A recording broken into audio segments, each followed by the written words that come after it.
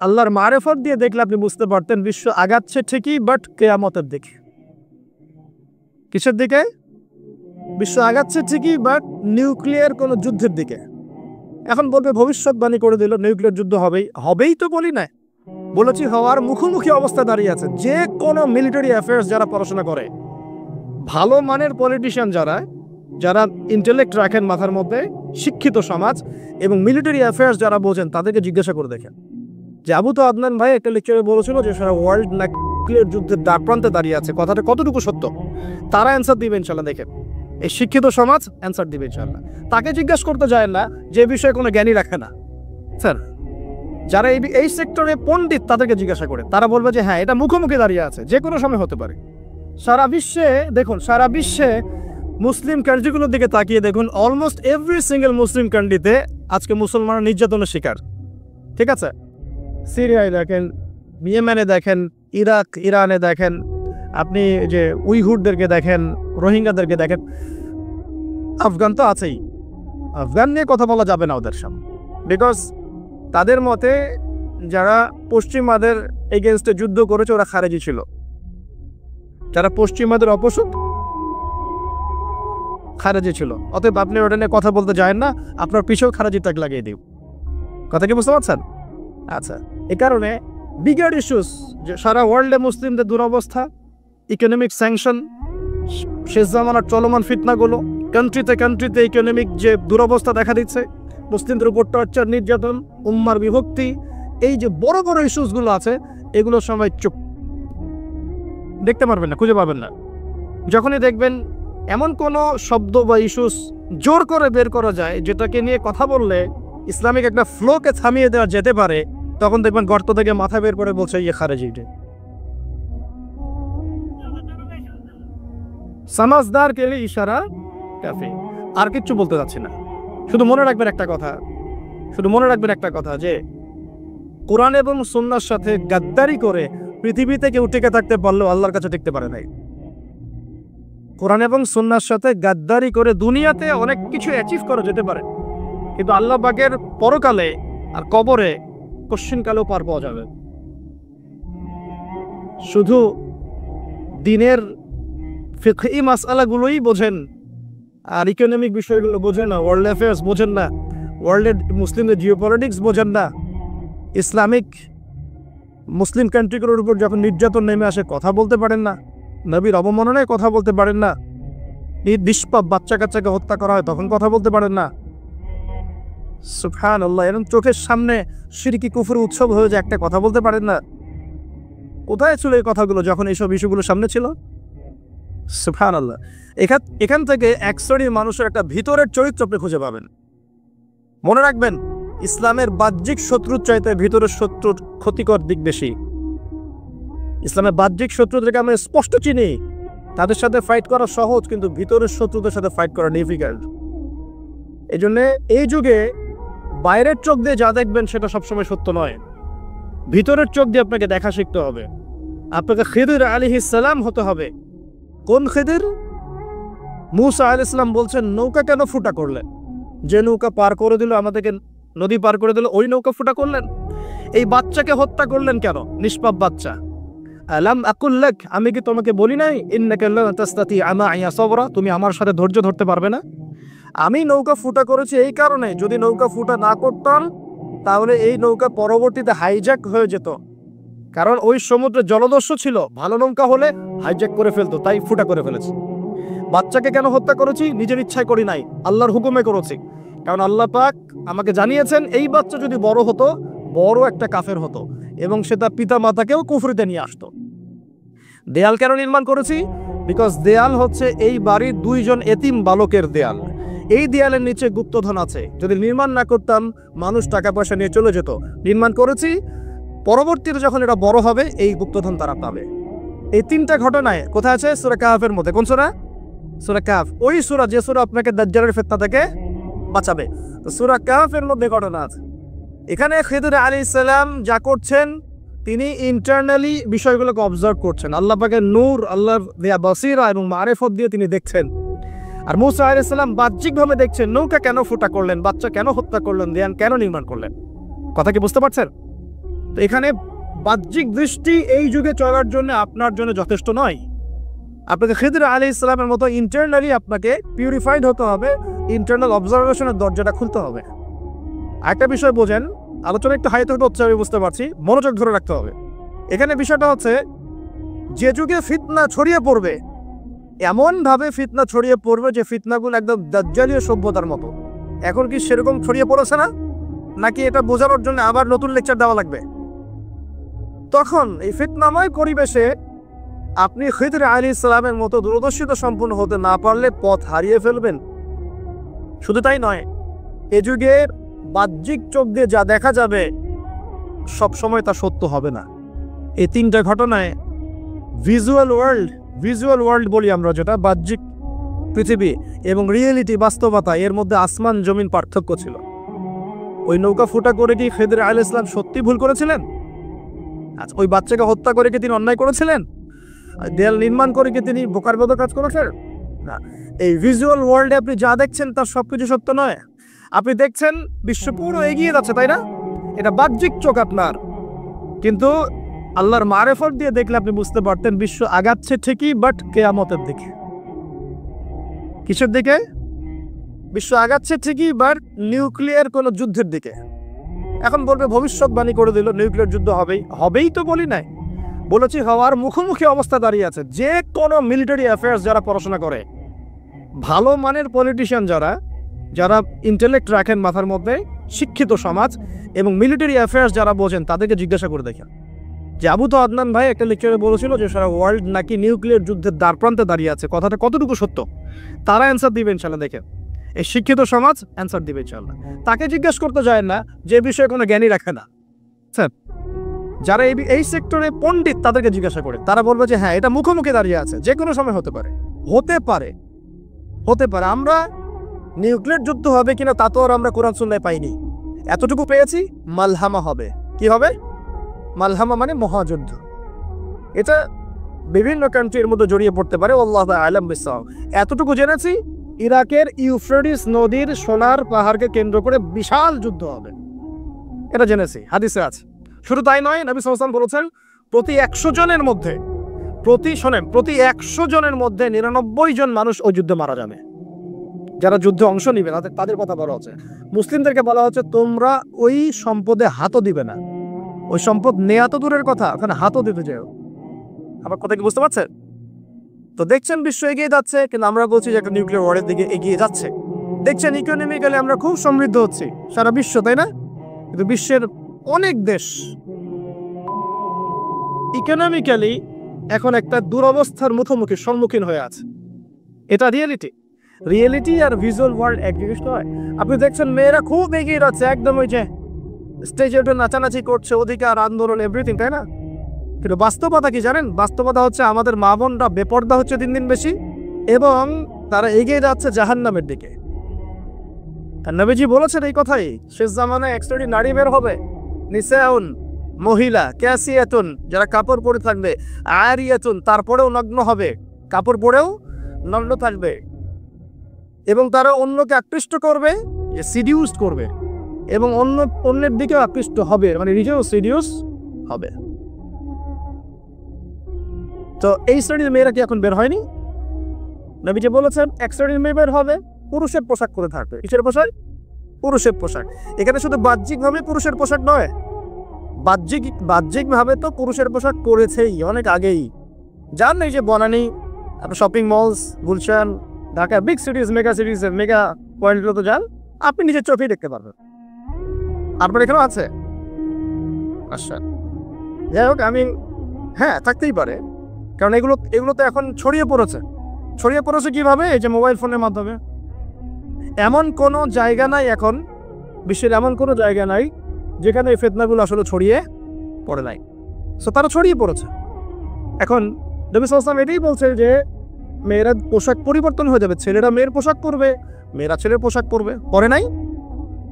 আর কোন নিদর্শনের জন্য অপেক্ষা করছে? শুধু পোশাক পরিবর্তন মানে বাহ্যিক পোশাক নয়, এখানে আপনার সমাজের ফাংশনাল রোলটাও চেঞ্জ হয়ে যাবে। মেয়েরা ছেলেদের জায়গায় আসবে, ছেলেরা মেয়েদের জায়গায় আসবে। এসেছে কি আসে নাই? আচ্ছা, একটা বড় সাইন বলেছেন নবী সাল্লাল্লাহু আলাইহি ওয়াসাল্লাম, লাস্ট ডে বা কিয়ামতের, সেটা হলো সমাজের সবচেয়ে নিম্ন শ্রেণীর মানুষ, মানে যাদের পরনে কাপড় ছিল না এবং পায়ে স্যান্ডেল ছিল না, বড় লোকদের কথা বলা হচ্ছে না হাদিসের মধ্যে। এখানে বলা হচ্ছে যে আনতারাল খুফাতাল উরাতাল আলাতাল ইয়াশাই ইয়াতাতাওয়ালুনা ফিল বুনিয়া, এখানে এমন মানুষের কথা বলা হচ্ছে যারা নগ্ন পদের, খালি পায়ের, স্যান্ডেল কেনার টাকা নাই, খালি গায়ের মানে কাপড় কেনার টাকা নাই, এবং রাখাল শ্রেণীর মানুষ, তারা কি করবে? ইয়াতাতাওয়ালুনা ফিল বুনিয়ান, উঁচু উঁচু কনস্ট্রাকটিভ বিল্ডিংস নির্মাণের প্রতিযোগিতা করবে। হয়েছে কি হয়নি? কিভাবে সম্ভব হলো? রিবা, সুদের মধ্য দিয়ে, এবং করাপশন, অন্যের সম্পদ আত্মসাতের মধ্য দিয়ে। হয়েছে কি হয় নাই? আর কোন নিদর্শনের জন্য অপেক্ষা করছো? একটা একটা করে বলতে গেলে সারা রাত চলে যাবে। মূল কথা হচ্ছে ফিতনাময় পরিবেশের মধ্যে, যেখানে এরকম সবকিছু দেখা যায়, আপনার বাইরের চোখ দিয়ে না দেখে ভিতরের চোখ দিয়ে বুঝতে হবে, তখন দেখবেন এখানে বাস্তবতা এবং ভিজুয়াল ওয়ার্ল্ডের মধ্যে আকাশ পাতাল পার্থক্য আছে। আপনি দেখছেন হ্যাঁ মেয়েরা এগিয়ে যাচ্ছে, আমরা বলছি বাস্তবতা হচ্ছে মেয়েরা জাহান্নামের দিকে যাচ্ছে। কি আপনি দেখছেন যে হ্যাঁ খুব সুন্দর ইকোনমিক প্রোগ্রেস, আদতে কি হচ্ছে? আদতে পুরো ইকোনমিক স্যাংশনের মধ্যে আমরা পড়ে যাচ্ছি। অবস্থা খারাপ। আপনি দেখছেন সারা ওয়ার্ল্ড খুব এগিয়ে যায়, মঙ্গলে, চাঁদে, কি একটা অবস্থা, কিন্তু আদতে কি হচ্ছে? পুরো কিয়ামতের দিকে বিশ্ব এগিয়ে যাচ্ছে। দেখছেন মুসলিম উম্মাহ খুবই নারিয়া তাকবীর আল্লাহু আকবার একদম, তাই না আমাদের অবস্থান? কিন্তু বাস্তবতা কি? বাস্তবতা হচ্ছে পুরো বিশ্ব জুড়ে মুসলিমদের এখন একটা অধঃপতনের সময় চলছে প্রতিটা সেক্টরে। এটা সেই যুগ না যেটাতে উমর রাদিয়াল্লাহু আনহুর যুগে আমরা বসে পুরো বিশ্ব শাসন করতাম, সেটা কি এই যুগ? এই যুগ নয়। বরং নবীজি বলেন বাদাল ইসলামু গরীবান ওয়া সায়াউদু কামা বাদা, ইসলাম শুরু হয়েছিল অপরিচিত ভাবে, গরীব ভাবে, ওয়া সায়াউদু কামা বাদা, এবং আবার শীঘ্রই সেই অপরিচিত জায়গায় ফিরে আসবে। অপরিচিত জায়গায় ফিরে আসবে, গরীব জায়গায়। আপনি পরিবারে ইসলাম পালন করতে যান, পরিবারের মধ্যে আপনি গরীব হয়ে যাবেন, অপরিচিত হয়ে যান। সমাজে পালন করতে যান, আমি কোন ইসলামের কথা বলছি? ওই গোলালু মার্কা ইসলাম না, যেটা সব তরকারিতেই চলে, ওটার কথা বলছি না। যে ইসলাম ফলো করলে আপনার হাতে আগুন ধরে রাখার মতো অবস্থা হয়, ওটা ফলো করেন, সমাজে আপনি বিচ্ছিন্ন হয়ে যাবেন। বিশ্বে পালন করতে যান, দেখবেন আপনাকে কোণঠাসা করে রেখে দিয়েছে। এই হলো অবস্থা, গরীবা। এই অবস্থায় কি হবে? যেটা আপনি বাহ্যিক চোখে দেখছেন, বাস্তবতা এমন নাও হতে পারে। আল্লাহ পাক আমাদেরকে এই সিচুয়েশনটাকে বোঝার তৌফিক দান করেন। আর সিচুয়েশন বুঝতে গেলে বাহ্যিক জ্ঞান যথেষ্ট নয়, ইন্টারনাল কি লাগবে? আল্লাহর বাসিরা এবং নূর এবং মারিফত দরকার আছে। এটা কি জিনিস? এটা আমি আপনাকে আসলে ওই ক খ গ ঘর মতো পড়িয়ে বোঝাতে পারবো না, তবে আমি চেষ্টা করছি। আমার দিকে মনোযোগ দেন। খিদর আলাইহিস সালাম যা দেখছেন, মূসা আলাইহিস সালাম তাই দেখেছিলেন। আচ্ছা, খিদর আলাইহিস সালাম যে তিনটা ঘটনা ঘটলো, এই তিনটা ক্ষেত্রে খিদর সঠিক ছিলেন না ভুল? তাহলে তিনি এমন কি দেখলেন, কি বুঝলেন, কি শুনলেন যেটা মূসা আলাইহিস সালাম পারলেন না, বুঝলেন না? এটা কি? এটাই হচ্ছে আল্লাহ পাকের বাসিরা বা মারিফত বা দূরদর্শিতা, যেটাকে আমরা আল্লাহ নূর বলি। তিনি আল্লাহ পাকের নূর দিয়ে দেখছেন।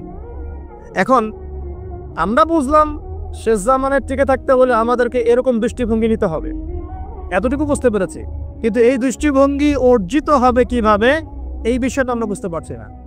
এই দৃষ্টিভঙ্গি অর্জিত হবে কিভাবে, এটা কি জানা দরকার নাই? আচ্ছা, আসলে সেদিকে কথা বল। প্রথম কথা প্রিয় ভাইয়েরা, এই দৃষ্টিভঙ্গি অর্জন করতে হলে আগে কলব পরিষ্কার করতে হবে। কি করতে হবে? আচ্ছা, এটা কিভাবে হবে? সার্ফ এক্সেল দিয়ে ঘষবেন? আচ্ছা, কলব পরিষ্কার করার জন্য আমি কয়েকটা ফর্মুলা বলে দিই আগে। এটা সবার জন্য। এবং বিশ্বাস করেন, এখন আমরা সমাজে যারা বসবাস করি, বেশিরভাগ আমরা মৃত কলব নিয়ে বসবাস করি, বেশিরভাগ। যদি কলব জিন্দাই হতো তাহলে হক বাতিল চিনতে পারতাম না। যদি কলব জিন্দাই থাকতো তাহলে কি দুনিয়ার এই মোহের মধ্যে ব্যস্ত থাকি? যদি কলব জিন্দা থাকতো সারাদিন, তাহলে দুনিয়ার ফিকিরে ব্যস্ত থাকতে পারি। যদি কলব জীবিতই থাকে তাহলে কাউকে দাফন করার পরে দুনিয়াবি খোশ গল্পে কেউ মত্ত হতে পারে। যদি কলব জিন্দা থাকে তাহলে কেউ মানুষকে ঠকাতে পারে, মাপে কম দিতে পারে, কেউ কি গোপনে পাপ করতে পারে, কেউ কি অন্য সম্পদ আত্মসাৎ করতে পারে। কলব জিন্দা থাকলে কেউ সুদ খায়, কলব জিন্দা থাকলে কেউ জেনা করে, কলব জিন্দা থাকলে কেউ এরকম নোংরা কনসার্টে যেতে পারে। অতএব বুঝতে পারছি এসব পরিস্থিতি দেখে যে আমাদের বেশিরভাগের কলব কি? মৃত, নিঃসন্দেহে মৃত, কোনো সন্দেহ নাই। নবী সাল্লাল্লাহু আলাইহি ওয়াসাল্লাম বলছেন, যখন আদম সন্তান একটা পাপ করে তখন কলবের মধ্যে একটা স্পট বা দাগ পড়ে, কালো একটা স্পট বা দাগ পড়ে। আবার যদি গুনাহ করে আবার স্পট পড়ে, আবার দাগ পড়ে, আবার গোনা করে, আবার স্পট পড়ে, গোনার উপর গোনা করতে থাকে, পুরো কলবটা কালো কুচকুচে কুৎসিত হয়ে যায়, দুর্গন্ধযুক্ত। অনেস্টলি বলেন তো দেখি, অনেস্টলি বলে যে আমাদের কলবগুলো এখন এরকম না? আমরা কন্টিনিউয়াসলি পাপ করি না? কতবার দিনে আস্তাগফিরুল্লাহ ওয়া আতুবু ইলাইহি পড়ি, কতবার? নবী সাল্লাল্লাহু আলাইহি ওয়াসাল্লাম এমন একজন ব্যক্তি যার আগের গুনাহ মাফ, পরের গুনাহ মাফ, তারপরেও তিনি দিনে 100 বার বলতেন আস্তাগফিরুল্লাহ ওয়া আতুবু ইলাইহি। আমাদের তো প্রয়োজন হয় না। আমাদের তো আমাদের সবার না, অনেকের অ্যাটিটিউডটা এমন যে সে জান্নাতে অলরেডি চলে গেছে এবং তার দল, তার সংগঠন অলরেডি জান্নাতে চলে গেছে। আপনার যদি লিজ লাগে আপনি আসেন, আমার কাছে ফর্ম পূরণ করেন, আপনাকে দিয়ে দেবো জান্নাত। এমন অ্যাটিটিউড নাই? এই অ্যাটিটিউডটা কিন্তু ইহুদের দর্শন। ওরা এরকম মনে করতো যে আমরা আল্লাহ সিলেক্টেড বান্দা, ইলেক্টেড বান্দা, যদি জাহান্নামে যাইও তাহলে অল্প কয়েকদিন থাকবো, তারপর বেরো চলে আসবো। হ্যাঁ, এই কথা সূরা বাকারায় আছে, পরে দেখেন তো। দেখুন প্রিয় ভাইয়েরা, কলব পরিষ্কার তো সবচেয়ে ইম্পর্টেন্ট জিনিস। এখন মানুষ বলতে পারে সুফিজমের আলোচনা করছে। হ্যাঁ, সুফিজমের আলোচনা করছি কিনা তা জানি না, তবে আমি আল্লাহর ইহসান নিয়ে কথা বলছি। কি নিয়ে কথা বলছি? হাদিসে জিবরিলের মধ্যে 4টা প্রশ্ন করা হয়েছে। কয়টা প্রশ্ন? 4টা। তার মধ্যে একটা প্রশ্ন হচ্ছে আখবিরনি আনিল ইহসান, হে মুহাম্মদ সাল্লাল্লাহু আলাইহি সাল্লাম আমাকে ইহসান সম্পর্কে বলুন। জিবরাইল আলাইহিস সালাম প্রশ্ন করছেন। কে প্রশ্ন করছেন? ইহসান কি? নবী সাল্লাল্লাহু আলাইহি ওয়াসাল্লাম বলেছেন আনতা আবুদুল্লাহ কাআন্নাকা তারাহ, তুমি এমন ভাবে আল্লাহর ইবাদত করবে যেন তুমি আল্লাহকে দেখতে পারছো। ওয়া ইল্লাম তাকুন তারাহু ফাইন্নাহু ইয়ারাক, তুমি যদি আল্লাহকে দেখতে নাও পারো জেনে রাখবে যে আল্লাহ পাক তোমাকে দেখছেন। এই ফিলিংসটা মানুষের মধ্যে থাকলে কি মানুষ পাপগুলো কন্টিনিউয়াসলি করতে পারে? যদি পাপ হয়েও যায় সেটা তওবা করে ফিরে আসবে, তাই নয় কি? আচ্ছা, এখন দেখুন কি করতে হবে। এক নাম্বার বলছি যে অন্তরটাকে পরিচ্ছন্ন করতে হবে। পরিচ্ছন্ন করার জন্য প্রথম কাজ কি? প্রথম কাজ হচ্ছে 5 ওয়াক্ত নামাজকে আঁকড়ে ধরা। কি করা? 5 ওয়াক্ত নামাজকে আঁকড়ে ধরা। যদি আপনি জামাত মিসও করে ফেলেন, বাসায় পড়ে ফেলবেন, নামাজ বাদ দেওয়া যাবে না। মানে জামাত মিস করে ফেলেছি জন্য নামাজ বাদ, এমন নয়। জামাত মিস হয়ে গেছে, আচ্ছা হয়ে গেছে, ঘুমিয়েছিলেন বা মনে ছিল না বা ব্যস্ত ছিলেন, কথার কথা, যখনই সময় পেয়েছেন, মনে পড়েছে, ঘুম থেকে উঠেছেন, নামাজ পড়তে হবে, একাই পড়তে হবে। বাদ দিবেন আজকে থেকে? বরং আমরা চেষ্টা করবো ইনশাআল্লাহ জীবনে যে নামাজগুলো কাজা হয়ে গেছে সেগুলো যেন হিসেব করে আদায় করে দেয়া সম্ভব হয়, এটাও চেষ্টা করা উচিত। আল্লাহ পাক তৌফিক দান করুন। না, একটা নসিহত, নামাজ ছাড়া যাবে না, কারণ একটা হাদিস যথেষ্ট। নবী সাল্লাল্লাহু আলাইহি ওয়াসাল্লাম বলেছেন যে মান তারাকা সালাতান মুতাআম্মিদান ফাকাদ কাফারা, যে ব্যক্তি ইচ্ছাকৃতভাবে নামাজকে ছেড়ে দিল সে ব্যক্তি যেন কুফরি করলো। কি করলো?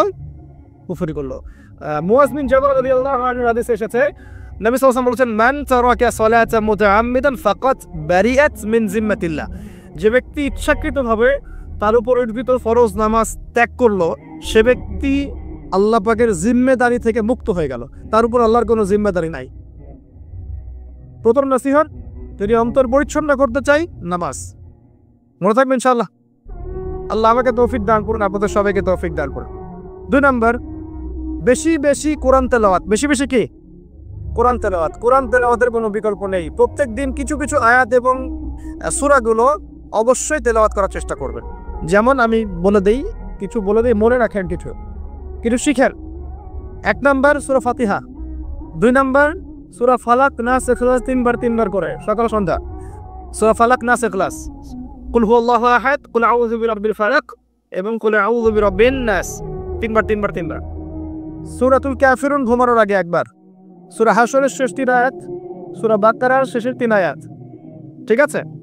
তারপরে সূরা মুমিনুনের কিছু আয়াত, আয়াতুল কুরসি, সূরা আলে ইমরানের শেষের 10 আয়াত, সম্ভব হলে সূরা মুলক, প্রত্যেক জুমায় সূরাতুল কাহফ, অথবা আপনি চাইলে এই যে মানুষ অনেকে ঝাড়ফুঁকের সমস্যা হয় না, বদনজর লাগা, ঝাড়ফুঁক, কুফরি গেলাম, সেসব ক্ষেত্রে আপনি সূরা জিনের প্রথম 10 আয়াত, সূরা সাফফাতের প্রথম 10 আয়াত, সূরা ইয়াসিন, সূরা কাহফের প্রথম 10, শেষ 10, এগুলোর উপর আমল করতে পারেন। ইনশাআল্লাহ দেখবেন আপনার জীবনে বরকত আসবে। আপনি চোখ লাগা, বদনজর, এই যে হিংসুকের হিংসা, চোখ লাগা, বদনজর, কুফরি, তাবিজ, কালাম, এগুলো থেকে বেঁচে থাকবেন ইনশাআল্লাহ। আল্লাহ পাক আপনার পরিবারকে আপনাকে বাঁচাবে ইনশাআল্লাহ কোরআনের বদৌলতে। এবং এগুলো যদি মুখস্থ করে ফেলতে পারেন এবং নিয়মিত মাঝে মাঝে নামাজে পড়েন, এমনি এমনি তেলাওয়াত করেন ইনশাআল্লাহ তাআলা কোরআন আপনার জীবনে প্রোটেকশন নিয়ে আসবে, আল্লাহর রহমত বরকত নিয়ে আসবে ইনশাআল্লাহ। এবং কোরআনের মধ্যে কি আছে? শিফা, আরোগ্য আছে। ওয়া নুনাজ্জিলু মিনাল কোরআন মা হুয়া শিফাউ ওয়া রাহমাতুল লিল মুমিনিন। আল্লাহ পাক বলছেন আমি কোরআন নাজিল করেছি, এর মধ্যেই মুমিনদের জন্য শিফা আছে, শিফা আরোগ্য আছে এবং আল্লাহর রহমত দয়া আছে। আমরা আরোগ্য চাই না? আল্লাহর দয়া চাই না? আর এই আরোগ্য শুধু দৈহিক রোগের আরোগ্য নয়, কলবের রোগের আরোগ্য। তো কোরআন তেলাওয়াতকে বাড়িয়ে দেওয়ার চেষ্টা করেন, আল্লাহ পাক তৌফিক দান করুন। আর যদি পসিবল হয়, আল্লাহ পাক যদি আরো ফুরসত দেন, তৌফিক দেন, প্রত্যেক দিন 1 ঘন্টা করে 1 পারা কোরআন তেলাওয়াত করবেন। পারবেন ইনশাআল্লাহ? আল্লাহ আমাদের সবাইকে তৌফিক দান করুন। এরপর কি? বেশি বেশি আল্লাহর জিকির। 1 নম্বর কি বলেছি? সালাত। 2 নম্বর কোরআন তেলাওয়াত। 3 নম্বর হচ্ছে আল্লাহর জিকির। বেশি বেশি আল্লাহর জিকির। আল্লাহর জিকির মানে শুধু আল্লাহ আল্লাহ এটাকে বোঝাচ্ছে না। আল্লাহর জিকির মানে আপনি সবসময় ফিল করবেন, আল্লাহকে স্মরণ করবেন যে আল্লাহ পাক আপনাকে দেখছেন, আপনি আল্লাহর ইবাদত করছেন, আল্লাহ আপনাকে দেখছেন। আপনি আল্লাহকে দেখতে না পারলেও আল্লাহ আপনাকে দেখছেন, আল্লাহ আপনার কথা শুনছেন, আল্লাহ হাজির নাজির, আপনি ফিল করবেন। জিকির মানে কি? স্মরণ করা। জিকির মানে কি? স্মরণ করা। আপনি সুবহানাল্লাহ পড়ছেন, আল্লাহ জিকির করছেন, আলহামদুলিল্লাহ আলহামদুলিল্লাহ পড়ছেন, আল্লাহু আকবার পড়ছেন, লা ইলাহা ইল্লাল্লাহ পড়ছেন, হ্যাঁ, লা হাওলা ওয়ালা কুওয়াতা ইল্লা বিল্লাহ পড়ছেন, এগুলো তো আপনি আল্লাহর জিকির করছেন, আলহামদুলিল্লাহ। এখন ব্যবসা করতে গিয়েছেন, এই যে মাপের দাঁড়িপাল্লা উঠালেন, এই যে মাপে কম দিচ্ছেন, এখন কি আল্লাহ আপনাকে দেখছেন না? এই যে আপনি আল্লাহকে স্মরণ করছেন যে আল্লাহ আমাকে দেখছেন, মাপে কমটা দেওয়া যাবে না, যদিও কাস্টমার বুঝতে পারছে না। এই যে আপনি আল্লাহকে স্মরণ করলেন, এটাই আল্লাহর জিকির। এটা কি? আল্লাহর জিকির। আপনি ওই যে স্কুলে গিয়েছেন বা কলেজে গিয়েছেন, এখন মাশাআল্লাহ আপনার তো বান্ধবীর অভাব নাই, কয়েকজন বান্ধবী আপনাকে ফোর্স করছে, চল ওখানে গিয়ে কফি খাই, এই করি সেই করি, আজকে ঘুরে আসি রমনা পার্ক নাকি। তো এখন আপনি আল্লাহকে স্মরণ করছেন যে আমি আল্লাহকে দেখতে না পারলে আল্লাহ তো আমাকে দেখছে না, আমি তোমাদের সাথে যেতে পারবো না, এটা আমার জন্য জায়েজ নাই। এই যে আপনি আল্লাহকে স্মরণ করলেন, এটার নাম কি? আল্লাহর জিকির। সমাজের দায়িত্ব পেয়েছেন, আলহামদুলিল্লাহ, দায়িত্ব পাওয়া খারাপ কিছু নয়, এটাকে সঠিকভাবে পালন করাটাই চ্যালেঞ্জ। দায়িত্ব পাওয়া খারাপ কিছু নয়, দায়িত্বটাকে সঠিকভাবে পালন করানো চ্যালেঞ্জ। দায়িত্ব পালন করতে গিয়ে আপনি ন্যায় বিচার করছেন, যখন দেখছেন যে এমন একটা বিচার সামনে চলে আসছে যে এখানে তো সমস্যা, এখানে ন্যায় বিচার করলে আমাকে হয়তো কিছু প্রতিবন্ধকতার শিকার হতে পারে, আর যদি অন্যায় করি তাহলে দুনিয়ার স্বার্থ আছে। এখন আপনি যদি অন্যায়টাকে বেছে নেন, আপনি আল্লাহর জিকির করেন নাই। যদি তখন আপনি ন্যায়টাকে বেছে নেন, আপনি তখন আল্লাহর জিকির করেছেন। আল্লাহর জিকির শুধুমাত্র সুবহানাল্লাহ আলহামদুলিল্লাহ তাসবিহ তাহলিয়া নয়, সমাজের চলতে ফিরতে উঠতে বসে সবখানে আল্লাহর জিকির আছে। আল্লাহ স্মরণ, আল্লাহকে স্মরণ কর, আল্লাহ তৌফিক দান করুন। তো জিকির বাড়িয়ে দেই। 4 নম্বর কি? 4 নম্বর হচ্ছে জ্ঞান অর্জন। মানে বেশি বেশি কোরআন সুন্নাহর জ্ঞান অর্জন করেন, আল্লাহর নূর মারিফাত পাওয়া যাবে ইনশাআল্লাহ। 5 নম্বর একটা বলে দেই, সেটা হলো আল্লাহওয়ালা মানুষ, যারা আল্লাহওয়ালা মানুষ, আল্লাহর এবং রাসূলের কথার ধরেন, যারা মুত্তাকি, পরহেজগার এবং সৎ, এই সব মানুষদের সাথে সংস্পর্শে থাকেন, আল্লাহ পাকের নূর পাওয়া যাবে ইনশাআল্লাহ। আর 5টা কথা বললাম খালি, অনলি 5টা। এগুলোর পাশাপাশি আর 5টা বিষয় আছে, যাওয়া যাবে না। 5টা বিষয়ে যাওয়া যাবে না। 1, হিংসা মনে রাখাই যাবে না। মনে যার হিংসা আছে, তার সাথে আল্লাহ নূরের কোনো সম্পর্ক নেই। সে কোশ্চিন কালেও খিদির হতে পারবে না। তার বড় বড় ডিগ্রি থাকতে পারে, সার্টিফিকেট থাকতে পারে, মনে হিংসা দিয়ে ভর্তি, কোশ্চিন কালেও আল্লাহ নূর এবং মারিফত অর্জন করতে পারবে না, সম্ভব না। কলবুন সেলিম, বিশুদ্ধ কলব, অবনত চিত্তের কলব না থাকলে এটা সম্ভব নয়। অতএব হিংসা করবেন? এখন তো হিংসার যুগ। এখন তো ওই যে বললাম না, ছেলে মেয়ে হয়ে যাচ্ছে, মেয়ে ছেলে হয়ে যাচ্ছে। এখন মেয়েরা কিন্তু খুব একটা ঝগড়া করে না, মেয়েদের কথাবার্তাগুলো এখন ছেলেদের মতো। বাইরে বের হয়ে রিক্সা ডাক দিবে, এই রিক্সা এদিকে আসো, এই শেয়ার এদিকে আসো, ওর গলার ভয়েসটা ছেলেদের মতো। আর ছেলেরা কি করে দেখবেন, যে কোনো একটা ইস্যু পাক বা না পাক, অনলাইনে ফেসবুকে বসে আহলুল কমেন্ট, এখানে দেখবেন সারাদিন ঝগড়া করছে। ঝগড়া করে করে করে লাস্টে বলবে যে আমির না লিখে কেউ যাবেন না। এই হলো অবস্থা। দেখবেন ঝগড়াটা একটা স্বভাব ছেলেদের মধ্যে আসছে। ছেলেরা ঝগড়া করবে কেন? ছেলেরা মারামারি করে সরাসরি, দেখে ছেলেরা কি ঝগড়া করে না? দীর্ঘদিন ইতিহাস পড়ে দেখেন না আপনি, পুরো ওয়ার্ল্ডের হিস্ট্রি ঘেটে দেখেন, দেখবেন ছেলেদের গায়েরত ব্যক্তিত্ব ছিল না। যুদ্ধ বিগ্রহ করবে ছেলেরা, বক্সিং খেলবে ছেলেরা, জিম করবে ছেলেরা, মার্শাল আর্ট শিখবে ছেলেরা, ছেলেরা এগুলো করবে। ছেলেরা কি চুলকাচুলকি ঝগড়া করে নাকি? চুলাচুলি করে নাকি ছেলেরা?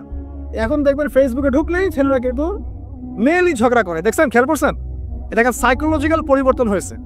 ছেলেটা মেয়ে হয়ে যাচ্ছে, মেয়েদের মধ্যে সাইকোলজিক্যালি ছেলেদের প্রভাব বিস্তার হচ্ছে। অতএব হিংসায় যায় না, এটা হিংসার যুগ। হাবিল হন, কাবিল হন না। আপনি হাবিল হন, কাবিল হতে চান না। কারণ কাবিলের আমলনামায় নবী সাল্লাল্লাহু আলাইহি ওয়াসাল্লাম বলেছেন কিয়ামত পর্যন্ত যত মানুষ খুন হবে, হাদিসটা শুনেন, কিয়ামত পর্যন্ত যত মানুষ খুন হবে সমস্ত খুনের একটা পাপের অংশ কাবিলের আমলনামায় যুক্ত করা হবে। কারণ কি? কারণ পৃথিবীর ইতিহাসে সেই প্রথম খুনের সিলসিলা চালু করেছিল, সে তার ভাই হাবিলকে হত্যা করেছিল। তা হাবিল কাবিলের এই সুন্নাত এখন নাই? আছে। মুসলিমদের মধ্যে দেখবেন বহু কাবিল ঘুরে বেড়াচ্ছে, আছে না? হাবিলের সুখ ওর ভালো লাগছে না, হাবিলের উন্নতি অগ্রগতি ওর পছন্দ হচ্ছে না, হাবিলের কুরবানি আল্লাহর কাছে কবুল হচ্ছে, ও সহ্য করতে পারছে না, এই জন্য সে কাবিল হয়ে গেছে। এরকম কাবিলের সংখ্যার অভাব নাই তো পৃথিবীতে। আর বারবার বলছি যে ভিতরের শত্রু চেনা খুব ডিফিকাল্ট, বাইরেগুলো চেনা যায়। আমরা দোয়া করি আল্লাহ রাব্বুল আলামিন ভিতর এবং বাইরের সব ধরনের শত্রুতা থেকে ইসলামকে হেফাজত করুন আমি, এবং যারা দুনিয়ার স্বার্থে ইসলামের বিরুদ্ধে শত্রুতা করবে আল্লাহ পাক ওদের শেকড়টা উপরে ফেলে দেন। জানাচ্ছ সামনে যান। 1 নাম্বার কি রাখা যাবে না? হিংসা। একটা কথা বলে শেষ করি, আপনি যদি কারো প্রতি হিংসা করেন তাহলে কি হবে? আপনার ক্ষতি কি? আপনার যত নেক আমল ধ্বংস হয়ে যাবে। হিংসা সেভাবে নেক আমলকে পুড়িয়ে দেয় যেমন করে আগুন কাঠকে পুড়িয়ে দেয়। হাদিস শুনেছেন হাদিসে? হিংসা সেভাবে নেক আমলকে পুড়িয়ে দেয় যেভাবে আগুন কাকে পুড়িয়ে দেয়? কাঠকে। আগুন কাঠে আগুন ধরিয়ে দেন, কাঠ বাকি থাকে, কয়লা ছাই হয়ে যাবে। ঠিক একইভাবে আমল নামার নেবি সব ছাই হয়ে যাবে।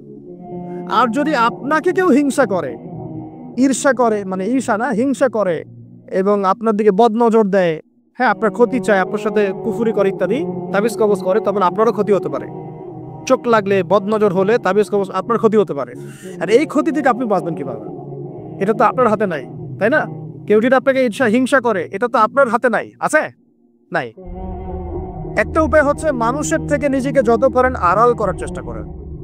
এই যে বারবার বলি না, তো শোডাউনের দরকার নাই, ফেসবুকের দরকার নাই, অনলাইনের এই যে ছবি টবি দরকার নেই, এমনি এমনি বলি না।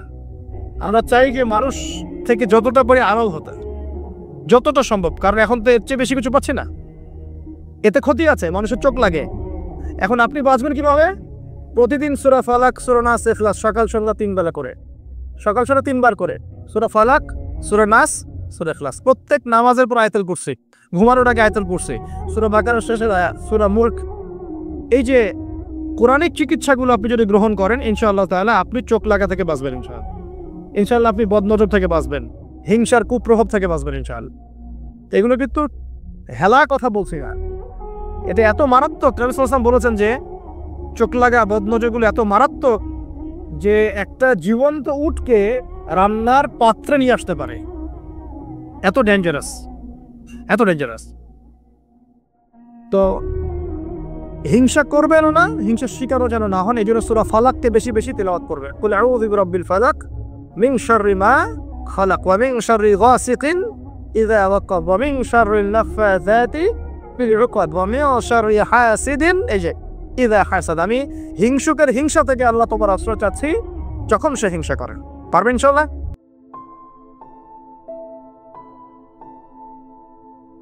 আল্লাহর মারিফত দিয়ে দেখলে আপনি বুঝতে পারতেন বিশ্ব আগাচ্ছে ঠিকই, বাট কিয়ামতের দিকে। কিসের দিকে? বিশ্ব আগাচ্ছে ঠিকই, বাট নিউক্লিয়ার কোন যুদ্ধের দিকে। এখন বলবে ভবিষ্যৎবাণী করে দিল নিউক্লিয়ার যুদ্ধ হবেই। হবেই তো বলি না, বলেছি হওয়ার মুখোমুখি অবস্থা দাঁড়িয়ে আছে। যে কোনো মিলিটারি অ্যাফেয়ার্স যারা পড়াশোনা করে, ভালো মানের পলিটিশিয়ান যারা, যারা ইন্টেলেক্ট রাখেন মাথার মধ্যে, শিক্ষিত সমাজ এবং মিলিটারি অ্যাফেয়ার্স যারা বোঝেন, তাদেরকে জিজ্ঞাসা করে দেখেন যে আবু তো আদনান ভাই একটা লেকচারে বলেছিল যে সারা ওয়ার্ল্ড নিউক্লিয়ার যুদ্ধের দ্বারপ্রান্তে দাঁড়িয়ে আছে, কথাটা কতটুকু সত্য? তারা অ্যান্সার দিবে ইনশাল্লাহ। দেখেন এই শিক্ষিত সমাজ অ্যান্সার দিবে ইনশাল্লাহ। তাকে জিজ্ঞাসা করতে যায় না যে বিষয়ে কোনো জ্ঞানী রাখে না। স্যার যারা এই সেক্টরে পণ্ডিত তাদেরকে জিজ্ঞাসা করে, তারা বলবে যে হ্যাঁ এটা মুখোমুখি দাঁড়িয়ে আছে, যে কোনো সময় হতে পারে। সারা বিশ্বে দেখুন, সারা বিশ্বে মুসলিম কান্ট্রিগুলোর দিকে তাকিয়ে দেখুন, অলমোস্ট এভরি সিঙ্গেল মুসলিম কান্ট্রিতে আজকে মুসলমানরা নির্যাতনের শিকার। ঠিক আছে? সিরিয়ায় দেখেন, ইয়েমেনে দেখেন, ইরাক ইরানে দেখেন, আপনি যে উইঘুরদেরকে দেখেন, রোহিঙ্গাদেরকে দেখেন, আফগান তো আছেই। আফগান নিয়ে কথা বলা যাবে না ওদের সামনে, বিকজ তাদের মতে যারা পশ্চিমাদের এগেনস্টে যুদ্ধ করেছে ওরা খারেজি ছিল। যারা পশ্চিমাদের অপোজিট খারেজি ছিল। অতএব আপনি ওটা নিয়ে কথা বলতে যায় না, আপনার পিছেও খারেজি ট্যাগ লাগিয়ে দিই। কথা কি বুঝতে পারছেন? আচ্ছা, এ কারণে বিগার ইস্যুস যে সারা ওয়ার্ল্ডে মুসলিমদের দুরবস্থা, ইকোনমিক স্যাংশন, শেষ জামানার চলমান ফিতনাগুলো, কান্ট্রিতে ইকোনমিক যে দুরবস্থা দেখা দিচ্ছে, মুসলিমদের উপর টর্চার, নির্যাতন, উম্মার বিভক্তি, এই যে বড় বড় ইস্যুসগুলো আছে এগুলোর সময় চুপ, দেখতে পারবেন না, খুঁজে পাবেন না। যখনই দেখবেন এমন কোনো শব্দ বা ইস্যুস জোর করে বের করা যায় যেটাকে নিয়ে কথা বললে ইসলামিক একটা ফ্লোকে থামিয়ে দেওয়া যেতে পারে, তখন দেখবেন গর্ত থেকে মাথা বের করে বলছে ইয়ে খারেজি। সমাজদার কে লিয়ে ইশারা কাফি। আর কিচ্ছু বলতে যাচ্ছি না, শুধু মনে রাখবেন একটা কথা যে কোরআন এবং সুন্নাহর সাথে গাদ্দারি করে পৃথিবীতে কেউ টিকে থাকতে পারলেও আল্লাহর কাছে টিকতে পারে নাই। কোরআন এবং সুন্নাহর সাথে গাদ্দারি করে দুনিয়াতে অনেক কিছু অ্যাচিভ করা যেতে পারে, কিন্তু আল্লাহ পাকের পরকালে আর কবরে কশ্চিনকালেও পার পাওয়া যাবে। শুধু দিনের ফিকহি মাসআলাগুলোই বোঝেন আর ইকোনমিক বিষয়গুলো বোঝেন না, ওয়ার্ল্ড অ্যাফেয়ার্স বোঝেন না, ওয়ার্ল্ডের মুসলিমদের জিওপলিটিক্স বোঝেন না, ইসলামিক মুসলিম কান্ট্রিগুলোর উপর যখন নির্যাতন নেমে আসে কথা বলতে পারেন না, নবীর অবমাননায় কথা বলতে পারেন না, নিষ্পাপ বাচ্চা কাচ্চাকে হত্যা করা হয় তখন কথা বলতে পারেন না। সুবহানাল্লাহ, এরকম চোখের সামনে শিরকি কুফর উৎসব হয়ে যায়, একটা কথা বলতে পারেন না। কোথায় ছিল এই কথাগুলো যখন এইসব ইস্যুগুলো সামনে ছিল? সুবহানাল্লাহ।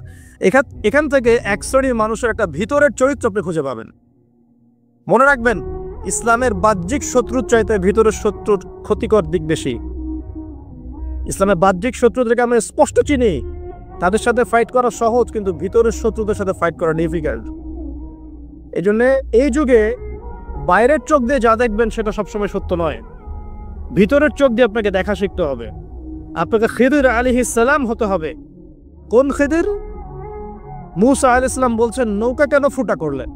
যে নৌকা পার করে দিল, আমাদেরকে নদী পার করে দিল, ওই নৌকা ফুটা করলেন। এই বাচ্চাকে হত্যা করলেন কেন? নিষ্পাপ বাচ্চা। আলাম আকুল লাক, আমি কি তোমাকে বলি নাই ইন্নাকা লা তাসতাতি মা'ইয়া সাবরা, তুমি আমার সাথে ধৈর্য ধরতে পারবে না? আমি নৌকা ফুটা করেছি এই কারণে, যদি নৌকা ফুটা না করতাম তাহলে এই নৌকা পরবর্তীতে হাইজ্যাক হয়ে যেত, কারণ ওই সমুদ্রে জলদস্যু ছিল, ভালো নৌকা হলে হাইজ্যাক করে ফেলতো, তাই ফুটা করে ফেলেছি। বাচ্চাকে কেন হত্যা করেছি? নিজের ইচ্ছায় করি নাই, আল্লাহর হুকুমে করেছি, কারণ আল্লাহ পাক আমাকে জানিয়েছেন এই বাচ্চা যদি বড় হতো, বড় একটা কাফের হতো এবং সে তার পিতা মাতাকেও কুফরিতে নিয়ে আসতো। দেয়াল কেন নির্মাণ করেছি? বিকজ দেয়াল হচ্ছে এই বাড়ির দুইজন এতিম বালকের দেয়াল। এই দেয়ালের নিচে গুপ্তধন আছে, যদি নির্মাণ না করতাম মানুষ টাকা পয়সা নিয়ে চলে যেত। নির্মাণ করেছি, পরবর্তীতে যখন এটা বড় হবে এই গুপ্তধন তারা পাবে। এই তিনটা ঘটনায় কোথায় আছে? সূরা কাহফের মধ্যে। কোন সূরা? সূরা কাহফ, ওই সূরা যে সূরা আপনাকে দাজ্জালের ফিতনা থেকে বাঁচাবে। তো সূরা কাহফের মধ্যে ঘটনা আছে। এখানে খিদির আলাইহিস সালাম যা করছেন, তিনি ইন্টারনালি বিষয়গুলোকে অবজার্ভ করছেন। আল্লাহ পাকের নূর, আল্লাহর দেয়া বসিরা এবং মারিফত দিয়ে তিনি দেখছেন। আর মুসা আলাইহিস সালাম বাহ্যিকভাবে দেখছেন নৌকা কেন ফুটা করলেন, বাচ্চা কেন হত্যা করলেন, দেয়াল কেন নির্মাণ করলেন। কথা কি বুঝতে পারছেন? তো এখানে বাহ্যিক দৃষ্টি এই যুগে চলার জন্য আপনার জন্য যথেষ্ট নয়। আপনাকে খিদির আলাইহিস সালামের মতো ইন্টারনালি আপনাকে পিউরিফাইড হতে হবে, ইন্টারনাল অবজারভেশনের দরজাটা খুলতে হবে। একটা বিষয় বোঝেন, আলোচনা একটু হাইতে হচ্ছে আমি বুঝতে পারছি, মনোযোগ ধরে রাখতে হবে। এখানে বিষয়টা হচ্ছে, যে যুগে ফিতনা ছড়িয়ে পড়বে, এমনভাবে ফিতনা ছড়িয়ে পড়বে যে ফিতনাগুলো একদম দাজ্জালীয় সভ্যতার মতো।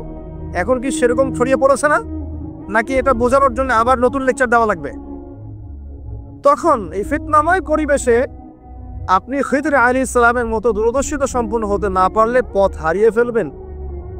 শুধু তাই নয়, এ যুগের বাহ্যিক চোখ দিয়ে যা দেখা যাবে সবসময় তা সত্য হবে না। এই তিনটা ঘটনায় ভিজুয়াল ওয়ার্ল্ড বলি আমরা, যেটা বাহ্যিক পৃথিবী এবং রিয়েলিটি বাস্তবতা, এর মধ্যে আসমান জমিন পার্থক্য ছিল। ওই নৌকা ফুটা করে কি খিদির আলাইহিস সালাম সত্যি ভুল করেছিলেন? আচ্ছা, ওই বাচ্চাকে হত্যা করে কি তিনি অন্যায় করেছিলেন? দেয়াল নির্মাণ করে কি তিনি বোকার মতো কাজ করেছেন? না। এই ভিজুয়াল ওয়ার্ল্ডে আপনি যা দেখছেন তার সবকিছু সত্য নয়। আপনি দেখছেন বিশ্ব পুরো এগিয়ে যাচ্ছে, তাই না? এটা বাহ্যিক চোখ আপনার, কিন্তু আল্লাহর মারেফত দিয়ে দেখলে আপনি বুঝতে পারতেন বিশ্ব আগাচ্ছে ঠিকই, বাট কিয়ামতের দিকে। কিসের দিকে? বিশ্ব আগাচ্ছে ঠিকই, বাট নিউক্লিয়ার কোনো যুদ্ধের দিকে। এখন বলবে ভবিষ্যৎবাণী করে দিল নিউক্লিয়ার যুদ্ধ হবেই। হবেই তো বলি নাই, বলেছি হওয়ার মুখোমুখি অবস্থা দাঁড়িয়ে আছে। যে কোনো মিলিটারি অ্যাফেয়ার্স যারা পড়াশোনা করে, ভালো মানের পলিটিশিয়ান যারা ইন্টেলেক্ট রাখেন মাথার মধ্যে, শিক্ষিত সমাজ এবং মিলিটারি অ্যাফেয়ার্স যারা বোঝেন, তাদেরকে জিজ্ঞাসা করে দেখেন যে আবু তো আদনান ভাই একটা লেকচারে বলেছিল যে সারা ওয়ার্ল্ড নাকি নিউক্লিয়ার যুদ্ধের দ্বারপ্রান্তে দাঁড়িয়ে আছে, কথাটা কতটুকু সত্য? তারা অ্যান্সার দিবে ইনশাল্লাহ। দেখেন, এই শিক্ষিত সমাজ অ্যান্সার দিবে ইনশাল্লাহ। তাকে জিজ্ঞেস করতে যায় না যে বিষয়ে কোনো জ্ঞানী রাখে না। স্যার, যারা এই সেক্টরে পণ্ডিত তাদেরকে জিজ্ঞাসা করে, তারা বলবে যে হ্যাঁ এটা মুখোমুখি দাঁড়িয়ে আছে, যে কোনো সময় হতে পারে। আমরা নিউক্লিয়ার যুদ্ধ হবে কিনা তা তো আর আমরা কোরআন সুন্নাহয় পাইনি। এতটুকু পেয়েছি, মালহামা হবে। কি হবে? মালহামা মানে মহাযুদ্ধ। এটা বিভিন্ন কান্ট্রির মধ্যে জড়িয়ে পড়তে পারে, আল্লাহু আ'লাম বিসসাওয়াব। এতটুকু জেনেছি, ইরাকের ইউফ্রেটিস নদীর সোনার পাহাড়কে কেন্দ্র করে বিশাল যুদ্ধ হবে, এটা জেনেছি, হাদিসে আছে। শুধু তাই নয়, নবী সাল্লাল্লাহু আলাইহি ওয়াসাল্লাম বলেছেন প্রতি 100 জনের মধ্যে 99 জন মানুষ ওই যুদ্ধে মারা যাবে। যারা যুদ্ধে অংশ নিবে তাদের কথা বলা হচ্ছে। মুসলিমদেরকে বলা হচ্ছে তোমরা ওই সম্পদে হাতও দিবে না। ওই সম্পদ নেয়া তো দূরের কথা, ওখানে হাতও দিতে যাও। আমার কথা কি বুঝতে পারছেন? তো দেখছেন বিশ্ব এগিয়ে যাচ্ছে, কিন্তু আমরা বলছি যে একটা নিউক্লিয়ার ওয়ারের দিকে এগিয়ে যাচ্ছে। দেখছেন ইকোনমিক্যালি আমরা খুব সমৃদ্ধ হচ্ছি, সারা বিশ্ব, তাই না? কিন্তু বিশ্বের অনেক দেশ ইকোনমিক্যালি এখন একটা দুরবস্থার সম্মুখীন হয়ে আছে। এটা রিয়েলিটি আর ভিজুয়াল ওয়ার্ল্ড এক জিনিস নয়। আপনি দেখছেন মেয়েরা খুব এগিয়ে যাচ্ছে, একদম ওই যে স্টেজে উঠে নাচানাচি করছে, অধিকার আন্দোলন এভরিথিং, তাই না? কিন্তু বাস্তবতা কি জানেন? বাস্তবতা হচ্ছে আমাদের মা বোনরা বেপর্দা হচ্ছে দিন দিন বেশি, এবং তারা এগিয়ে যাচ্ছে জাহান্নামের দিকে। আর নবীজি বলেছেন এই কথাই, শেষ জামানায় এক শ্রেণীর নারী বের হবে, নিসাউন, মহিলা, ক্যাসিয়াতুন, যারা কাপড় পরে থাকবে, আরিয়াতুন, তারপরেও নগ্ন হবে, কাপড় পরেও নগ্ন থাকবে, এবং তারা অন্যকে আকৃষ্ট করবে, সিডিউস করবে, এবং অন্যের দিকেও আকৃষ্ট হবে, মানে নিজেও সিডিউস হবে। তো এই শ্রেণীর মেয়েরা কি এখন বের হয়নি? নবীজি বলেছেন এক শ্রেণীর মেয়ে বের হবে, পুরুষের পোশাক পরে থাকবে। কিসের পোশাক? পুরুষের পোশাক। এখানে শুধু বাহ্যিকভাবে পুরুষের পোশাক নয়, বাহ্যিকভাবে তো পুরুষের পোশাক পরেছেই অনেক আগেই। যান এই যে বনানী, আপনার shopping malls, Gulshan, Dhaka, big সিটিজ, mega সিটিজ, mega পয়েন্টগুলো তো যান, আপনি নিজের চোখেই দেখতে পারবেন। আপনার এখানেও আছে? আচ্ছা, যাই হোক, হ্যাঁ থাকতেই পারে, কারণ এগুলো তো এখন ছড়িয়ে পড়েছে কিভাবে? এই যে মোবাইল ফোনের মাধ্যমে। এমন কোনো জায়গা নাই এখন, বিশ্বের এমন কোনো জায়গা নাই যেখানে এই ফিতনাগুলো আসলে ছড়িয়ে পড়ে নাই। সো তারা ছড়িয়ে পড়েছে। এখন নবী সাল্লাল্লাহু আলাইহি ওয়াসাল্লাম এটাই বলছে যে মেয়েরা পোশাক পরিবর্তন হয়ে যাবে, ছেলেরা মেয়ের পোশাক পরবে, মেয়েরা ছেলের পোশাক পরবে। পরে নাই? আর কোন নিদর্শনের জন্য অপেক্ষা করছে? শুধু পোশাক পরিবর্তন মানে বাহ্যিক পোশাক নয়, এখানে আপনার সমাজের ফাংশনাল রোলটাও চেঞ্জ হয়ে যাবে। মেয়েরা ছেলেদের জায়গায় আসবে, ছেলেরা মেয়েদের জায়গায় আসবে। এসেছে কি আসে নাই? আচ্ছা, একটা বড় সাইন বলেছেন নবী সাল্লাল্লাহু আলাইহি ওয়াসাল্লাম লাস্ট ডে বা কিয়ামতের, সেটা হলো সমাজের সবচেয়ে নিম্ন শ্রেণীর মানুষ, মানে যাদের পরনে কাপড় ছিল না এবং পায়ে স্যান্ডেল ছিল না, বড় লোকদের কথা বলা হচ্ছে না হাদিসের মধ্যে। এখানে বলা হচ্ছে যে আনতারাল খুফাতাল উরাতাল আলাতাল ইয়াশাই ইয়াতাতাওয়ালুনা ফিল বুনিয়া। এখানে এমন মানুষের কথা বলা হচ্ছে যারা নগ্ন পদের, খালি পায়ের, স্যান্ডেল কেনার টাকা নাই, খালি গায়ের মানে কাপড় কেনার টাকা নাই, এবং রাখাল শ্রেণীর মানুষ। তারা কি করবে? ইয়াতাতাওয়ালুনা ফিল বুনিয়ান, উঁচু উঁচু কনস্ট্রাকটিভ বিল্ডিংস নির্মাণের প্রতিযোগিতা করবে। হয়েছে কি হয়নি? কিভাবে সম্ভব হলো? রিবা, সুদের মধ্য দিয়ে, এবং করাপশন, অন্যের সম্পদ আত্মসাতের মধ্য দিয়ে। হয়েছে কি হয় নাই? আর কোন নিদর্শনের জন্য অপেক্ষা করছো? একটা একটা করে বলতে গেলে সারা রাত চলে যাবে।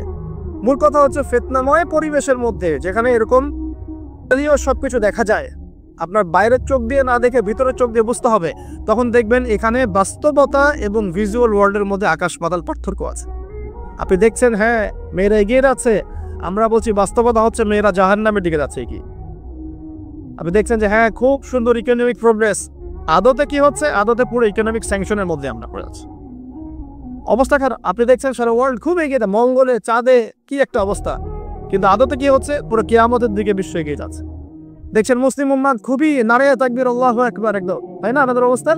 কিন্তু বাস্তবতা কি? বাস্তবতা হচ্ছে পুরো বিশ্ব জুড়ে মুসলিমদের এখন একটা অধঃপতনের সময় চলছে প্রতিটা সেক্টরে। এটা সেই যুগ না যেটাতে উমর রাদিয়াল্লাহু আনহুর যুগে আমরা বসে পুরো বিশ্ব শাসন করতাম, সেটা কি এই যুগ? এই যুগ নয়। বরং নবীজি বলছেন বাদাল ইসলামু গরীবান ওয়া সায়াউদু কামা বাদা। ইসলাম শুরু হয়েছিল অপরিচিত ভাবে, গরীব ভাবে, ওয়া সায়াউদু কামা বাদা, এবং আবার শীঘ্রই সে সেই অপরিচিত জায়গায় ফিরে আসবে। অপরিচিত জায়গায় ফিরে আসবে, গরীব জায়গায়। আপনি পরিবারে ইসলাম পালন করতে যান, পরিবারের মধ্যে আপনি গরীব হয়ে যাবেন, অপরিচিত হয়ে যান। সমাজে পালন করতে যান, আমি কোন ইসলামের কথা বলছি? ওই গোলালু মার্কা ইসলাম না, যেটা সব তরকারিতেই চলে, ওটার কথা বলছি না। যে ইসলাম ফলো করলে আপনার হাতে আগুন ধরে রাখার মতো অবস্থা হয়, ওটা ফলো করেন, সমাজে আপনি বিচ্ছিন্ন হয়ে যাবেন। বিশ্বে পালন করতে যান, দেখবেন আপনাকে কোণঠাসা করে রেখে দিয়েছে। এই হলো অবস্থা, গরীবা। এই অবস্থায় কি হবে, যেটা আপনি বাহ্যিক চোখে দেখছেন, বাস্তবতা এমন নাও হতে পারে। আল্লাহ পাক আমাদেরকে এই সিচুয়েশনটাকে বোঝার তৌফিক দান করেন। আর সিচুয়েশন বুঝতে গেলে বাহ্যিক জ্ঞান যথেষ্ট নয়, ইন্টারনাল কি লাগবে? আল্লাহর বাসিরা এবং নূর এবং মারিফত দরকার আছে। এটা কি জিনিস, এটা আমি আপনাকে আসলে ওই ক খ গ ঘর মতো পড়িয়ে বোঝাতে পারবো না, তবে আমি চেষ্টা করছি। আমার দিকে মনোযোগ দেন। খিদর আলাইহিস সালাম যা দেখছেন, মূসা আলাইহিস সালাম কি তাই দেখেছিলেন? আচ্ছা, খিদর আলাইহিস সালাম যে তিনটা ঘটনা ঘটলো, এই তিনটা ক্ষেত্রে খিদর সঠিক ছিলেন না ভুল? তাহলে তিনি এমন কি দেখলেন, কি বুঝলেন, কি শুনলেন, যেটা মূসা আলাইহিস সালাম পারলেন না, বুঝলেন না? এটা কি? এটাই হচ্ছে আল্লাহ পাকের বাসিরা বা মারিফত বা দূরদর্শিতা, যেটাকে আমরা আল্লাহর নূর বলি। তিনি আল্লাহ পাকের নূর দিয়ে দেখছেন। এখন আমরা বুঝলাম শেষ জামানের টিকে থাকতে হলে আমাদেরকে এরকম দৃষ্টিভঙ্গি নিতে হবে, এতটুকু বুঝতে পেরেছি। কিন্তু এই দৃষ্টিভঙ্গি অর্জিত হবে কিভাবে, এই বিষয়টা আমরা বুঝতে পারছি না। এই দৃষ্টিভঙ্গি অর্জিত হবে কিভাবে, এটা কি জানা দরকার নাই? আচ্ছা, আসলে সেদিকে কথা বল। প্রথম কথা প্রিয় ভাইয়েরা, এই দৃষ্টিভঙ্গি অর্জন করতে হলে আগে কলব পরিষ্কার করতে হবে। কি করতে হবে? আচ্ছা, এটা কিভাবে হবে? সার্ফ এক্সেল দিয়ে ঘষবেন? আচ্ছা, কলব পরিষ্কার করার জন্য আমি কয়েকটা ফর্মুলা বলে দিই আগে। এটা সবার জন্য। এবং বিশ্বাস করেন, এখন আমরা সমাজে যারা বসবাস করি, বেশিরভাগ আমরা মৃত কলব নিয়ে বসবাস করি, বেশিরভাগ। যদি কলব জিন্দাই হতো তাহলে হক বাতিল চিনতে পারতাম না। যদি কলব জিন্দাই থাকতো তাহলে কি দুনিয়ার এই মোহের মধ্যে ব্যস্ত থাকি? যদি কলব জিন্দা থাকতো সারাদিন, তাহলে দুনিয়ার ফিকিরে ব্যস্ত থাকতে পারি। যদি কলব জীবিতই থাকে তাহলে কাউকে দাফন করার পরে দুনিয়াবি খোশ গল্পে কেউ মত্ত হতে পারে।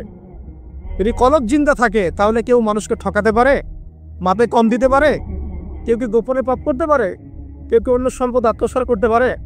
কলব জিন্দা থাকলে কেউ সুদ খায়, কলব জিন্দা থাকলে কেউ জেনা করে, কলব জিন্দা থাকলে কেউ এরকম নোংরা কনসার্টে যেতে পারে। অতএব বুঝতে পারছি এসব পরিস্থিতি দেখে যে আমাদের বেশিরভাগের কলব কি মৃত, নিঃসন্দেহে মৃত, কোনো সন্দেহ নাই। নবী সাল্লাল্লাহু আলাইহি ওয়াসাল্লাম বলছেন, যখন আদম সন্তান একটা পাপ করে তখন কলবের মধ্যে একটা স্পট বা দাগ পড়ে, কালো একটা স্পট বা দাগ পড়ে। আবার যদি গুনাহ করে আবার স্পট পড়ে, আবার দাগ পড়ে, আবার গুনাহ করে আবার স্পট পড়ে। গোনার উপর গোনা করতে থাকে পুরো কলবটা কালো কুচকুচে কুৎসিত হয়ে যায়, দুর্গন্ধযুক্ত। অনেস্টলি বলেন তো দেখি, অনেস্টলি বলে যে আমাদের কলবগুলো এখন এরকম না? আমরা কন্টিনিউয়াসলি পাপ করি না? কতবার দিনে আস্তাগফিরুল্লাহ ওয়া আতুবু ইলাইহি পড়ি, কতবার? নবী সাল্লাল্লাহু আলাইহি ওয়াসাল্লাম এমন একজন ব্যক্তি যার আগের গুনাহ মাফ, পরের গুনাহ মাফ, তারপরেও তিনি দিনে 100 বার বলতেন আস্তাগফিরুল্লাহ ওয়া আতুবু ইলাইহি। আমাদের তো প্রয়োজন হয় না। আমাদের তো অনেকের, আমাদের সবার না, অনেকের অ্যাটিটিউডটা এমন যে সে জান্নাতে অলরেডি চলে গেছে এবং তার দল, তার সংগঠন অলরেডি জান্নাতে চলে গেছে। আপনার যদি লিজ লাগে আপনি আসেন, আমার কাছে ফর্ম পূরণ করেন, আপনাকে দিয়ে দেবো জান্নাত। এমন অ্যাটিটিউড নাই? এই অ্যাটিটিউডটা কিন্তু ইহুদের দর্শন। ওরা এরকম মনে করতো যে আমরা আল্লাহ সিলেক্টেড বান্দা, ইলেক্টেড বান্দা, যদি জাহান্নামে যাইও তাহলে অল্প কয়েকদিন থাকবো, তারপর বেরো চলে আসবো। হ্যাঁ, এই কথা সূরা বাকারায় আছে, পরে দেখেন তো। দেখুন প্রিয় ভাইয়েরা, কলব পরিষ্কার তো সবচেয়ে ইম্পর্টেন্ট জিনিস। এখন মানুষ বলতে পারে সুফিজমের আলোচনা করছে।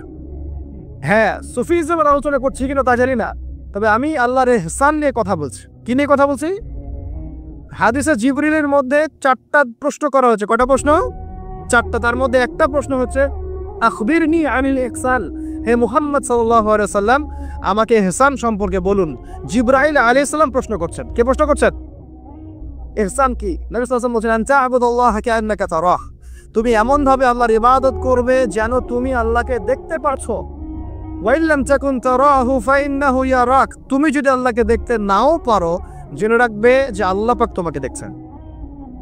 এই ফিলিংসটা মানুষের মধ্যে থাকলে কি মানুষ পাপগুলো কন্টিনিউয়াসলি করতে পারে? যদি পাপ হয়েও যায় সেটা তওবা করে ফিরে আসবে, তাই নয় কি? আচ্ছা, এখন দেখুন কি করতে হবে। এক নাম্বার বলছি যে অন্তরটাকে পরিচ্ছন্ন করতে হবে। পরিচ্ছন্ন করার জন্য প্রথম কাজ কি? প্রথম কাজ হচ্ছে 5 ওয়াক্ত নামাজকে আঁকড়ে ধরা। কি করা? 5 ওয়াক্ত নামাজকে আঁকড়ে ধরা। যদি আপনি জামাত মিসও করে ফেলেন বাসায় পড়ে ফেলবেন, নামাজ বাদ দেওয়া যাবে না। মানে জামাত মিস করে ফেলেছি জন্য নামাজ বাদ এমন নয়। জামাত মিস হয়ে গেছে, আচ্ছা হয়ে গেছে, ঘুমিয়েছিলেন বা মনে ছিল না বা ব্যস্ত ছিলেন, কথার কথা যখনই সময় পেয়েছেন, মনে পড়েছে, ঘুম থেকে উঠেছেন, নামাজ পড়তে হবে, একাই পড়তে হবে। বাদ দিবেন আজকে থেকে? বরং আমরা চেষ্টা করবো ইনশাআল্লাহ জীবনে যে নামাজগুলো কাজা হয়ে গেছে সেগুলো যেন হিসেব করে আদায় করে দেয়া সম্ভব হয়, এটাও চেষ্টা করা উচিত। আল্লাহ পাক তৌফিক দান করুন। না একটা নসিহত, নামাজ ছাড়া যাবে না, কারণ একটা হাদিস যথেষ্ট। নবী সাল্লাল্লাহু আলাইহি ওয়াসাল্লাম বলেছেন যে মান তারাকা সালাতান মুতাআম্মিদান ফাকাদ কাফারা, যে ব্যক্তি ইচ্ছাকৃতভাবে নামাজকে ছেড়ে দিল সে ব্যক্তি যেন কুফরি করলো। কি করলো? কুফরি করলো। মুআয বিন জাবাল রাদিয়াল্লাহু আনহু হাদিসে এসেছে নবী সাল্লাল্লাহু আলাইহি ওয়াসাল্লাম বলেছেন মান তারাকা সালাতান মুতাআম্মিদান ফাকাদ বারিআত মিন জিম্মাতিল্লাহ, যে ব্যক্তি ইচ্ছাকৃতভাবে তার উপর অর্পিত ফরজ নামাজ ত্যাগ করলো সে ব্যক্তি আল্লাহ পাকের জিম্মেদারি থেকে মুক্ত হয়ে গেল, তার উপর আল্লাহর কোনো জিম্মেদারি নাই।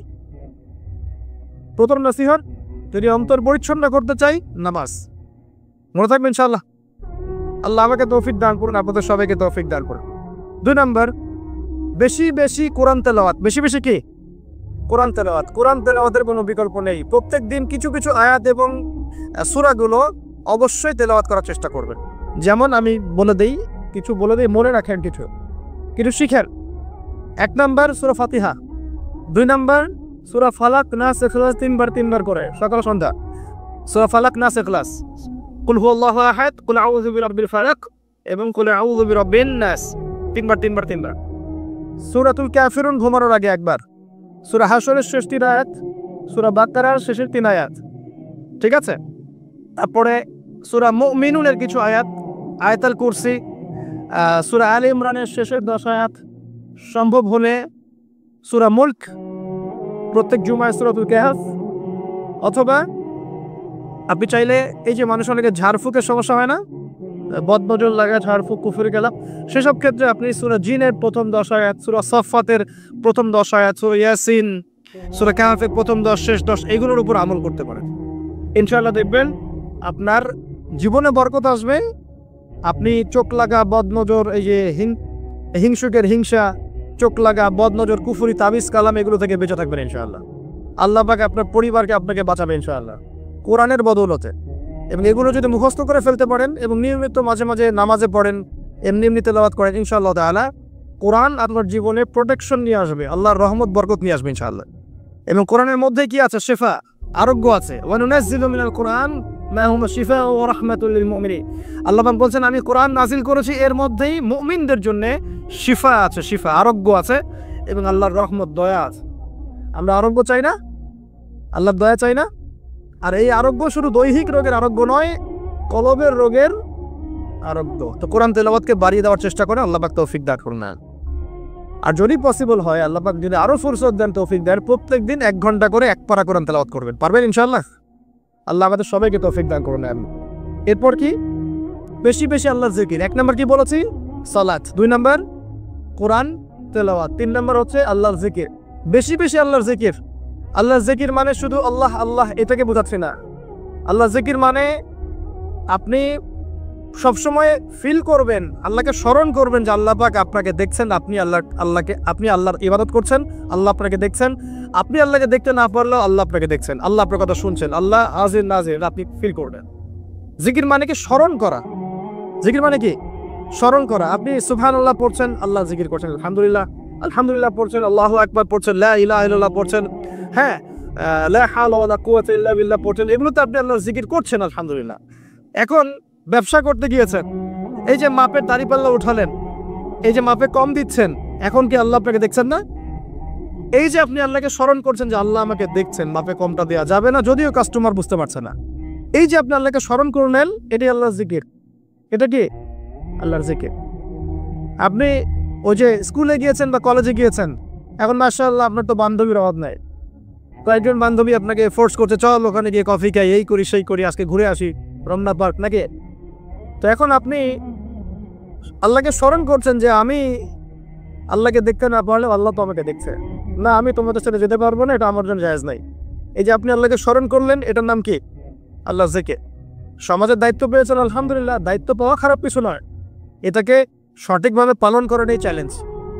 দায়িত্ব পাওয়া খারাপ কিছু নয়, দায়িত্বটাকে সঠিকভাবে পালন করানো চ্যালেঞ্জ। দায়িত্ব পালন করতে গিয়ে আপনি ন্যায় বিচার করছেন, যখন দেখছেন যে এমন একটা বিচার সামনে চলে আসছে যে এখানে তো সমস্যা, এখানে ন্যায় বিচার করলে আমাকে হয়তো কিছু প্রতিবন্ধকতার শিকার হতে পারে, আর যদি অন্যায় করি তাহলে দুনিয়ার স্বার্থ আছে। এখন আপনি যদি অন্যায়টাকে বেছে নেন, আপনি আল্লাহ জিকির করেন নাই।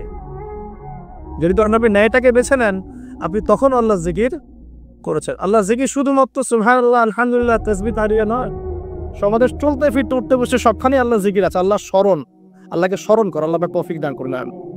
তো জিকির বাড়িয়ে দেই। 4 নাম্বার কি? 4 নাম্বার হচ্ছে জ্ঞান অর্জন, মানে বেশি বেশি কোরআন সুন্নাহর জ্ঞান অর্জন করেন, আল্লাহর নূর মারিফাত পাওয়া যাবে ইনশাআল্লাহ। 5 নাম্বার একটা বলে দেই, সেটা হলো আল্লাহওয়ালা মানুষ, যারা আল্লাহওয়ালা মানুষ, আল্লাহর এবং রাসূলের কথা বলেন, যারা মুত্তাকি, পরহেজগার এবং সৎ, এই সব মানুষদের সাথে সংস্পর্শে থাকেন, আল্লাহ পাকের নূর পাওয়া যাবে ইনশাআল্লাহ। আর 5টা কথা বললাম খালি, অনলি 5টা। এগুলোর পাশাপাশি আর 5টা বিষয় আছে, যাওয়া যাবে না। 5টা বিষয়ে যাওয়া যাবে না। 1, হিংসা মনে রাখাই যাবে না। মনে যার হিংসা আছে, তার সাথে আল্লাহ নূরের কোনো সম্পর্ক নেই। সে কোশ্চিন কালেও খিদির হতে পারবে না। তার বড় বড় ডিগ্রি থাকতে পারে, সার্টিফিকেট থাকতে পারে, মনে হিংসা দিয়ে ভর্তি, কোশ্চিন কালেও আল্লাহ নূর এবং মারিফত অর্জন করতে পারবে না, সম্ভব না। কলবুন সেলিম, বিশুদ্ধ কলব, অবনত চিত্তের কলব না থাকলে এটা সম্ভব নয়। অতএব হিংসা করবেন। এখন তো হিংসার যুগ, এখন তো ওই যে বললাম না, ছেলে মেয়ে হয়ে যাচ্ছে, মেয়ে ছেলে হয়ে যাচ্ছে। এখন মেয়েরা কিন্তু খুব একটা ঝগড়া করে না, মেয়েদের কথাবার্তাগুলো এখন ছেলেদের মতো। বাইরে বের হয়ে রিক্সা ডাক দিবে, এই রিক্সা এদিকে আসো, এই শেয়ার এদিকে আসো, ওর গলার ভয়েসটা ছেলেদের মতো। আর ছেলেরা কি করে দেখবেন, যে কোনো একটা ইস্যু পাক বা না পাক, অনলাইনে ফেসবুকে বসে আহলুল কমেন্ট, এখানে দেখবে সারাদিন ঝগড়া করছে, ঝগড়া করে করে করে লাস্টে বলবে যে আমির না লিখে কেউ যাবেন না। এই হলো অবস্থা। দেখুন, ঝগড়াটা একটা স্বভাব ছেলেদের মধ্যে আসছে। ছেলেরা ঝগড়া করবে কেন? ছেলেরা মারামারি করে সরাসরি, দেখে ছেলেরা কি ঝগড়া করে না? দীর্ঘদিন ইতিহাস পড়ে দেখেন না, আপনি পুরো ওয়ার্ল্ডের হিস্ট্রি ঘেটে দেখেন, দেখবেন ছেলেদের গায়রত ব্যক্তিত্ব ছিল না। যুদ্ধ বিগ্রহ করবে ছেলেরা, বক্সিং খেলবে ছেলেরা, জিম করবে ছেলেরা, মার্শাল আর্ট শিখবে ছেলেরা, ছেলেরা এগুলো করবে। ছেলেরা চুলকাচুলকি ঝগড়া করে নাকি, চুলাচুলি করে নাকি ছেলেরা? এখন দেখবেন ফেসবুকে ঢুকলেই ছেলেরা কিন্তু মেয়েলি ঝগড়া করে, দেখছেন, খেয়াল করছেন? এটা একটা সাইকোলজিক্যাল পরিবর্তন হয়েছে। ছেলেটা মেয়ে হয়ে যাচ্ছে, মেয়েদের মধ্যে সাইকোলজিক্যালি ছেলেদের প্রভাব বিস্তার করছে। অতএব হিংসায় যায় না, এটা হিংসার যুগ। হাবিল হন, কাবিল হয়েন না। আপনি হাবিল হন, কাবিল হতে চান না। কারণ কাবিলের আমলনামায় নবী সাল্লাল্লাহু আলাইহি ওয়াসাল্লাম বলেছেন, কিয়ামত পর্যন্ত যত মানুষ খুন হবে, হাদিসটা শোনেন, কিয়ামত পর্যন্ত যত মানুষ খুন হবে, সমস্ত খুনের একটা পাপের অংশ কাবিলের আমলনামায় যুক্ত করা হবে। কারণ কি? কারণ পৃথিবীর ইতিহাসে সেই প্রথম খুনের সিলসিলা চালু করেছিল, সে তার ভাই হাবিলকে হত্যা করেছিল। তো হাবিল কাবিলের এই সুন্নাত এখন নাই, আছে? মুসলিমদের মধ্যে দেখবেন বহু কাবিল ঘুরে বেড়াচ্ছে, আছে না? হাবিলের সুখ ওর ভালো লাগছে না, হাবিলের উন্নতি অগ্রগতি ওর পছন্দ হচ্ছে না, হাবিলের কুরবানি আল্লাহর কাছে কবুল হচ্ছে, ও সহ্য করতে পারছে না, এই জন্য সে কাবিল হয়ে গেছে। এরকম কাবিলের সংখ্যার অভাব নাই তো পৃথিবীতে। আর বারবার বলছি যে ভিতরের শত্রু চেনা খুব ডিফিকাল্ট, বাইরেগুলো চেনা যায়। আমরা দোয়া করি আল্লাহ রাব্বুল আলামিন ভিতর এবং বাইরের সব ধরনের শত্রুতা থেকে ইসলামকে হেফাজত করুন আমি, এবং যারা দুনিয়ার স্বার্থে ইসলামের বিরুদ্ধে শত্রুতা করবে, আল্লাহ পাক ওদের শেকড়টা উপরে ফেলে দেন। জানাচ্ছ সামনে যান, এক নাম্বার কি রাখা যাবে না? হিংসা। একটা কথা বলে শেষ করি, আপনি যদি কারোর প্রতি হিংসা করেন তাহলে কি হবে? আপনার ক্ষতি কি? আপনার যত নেক আমল ধ্বংস হয়ে যাবে।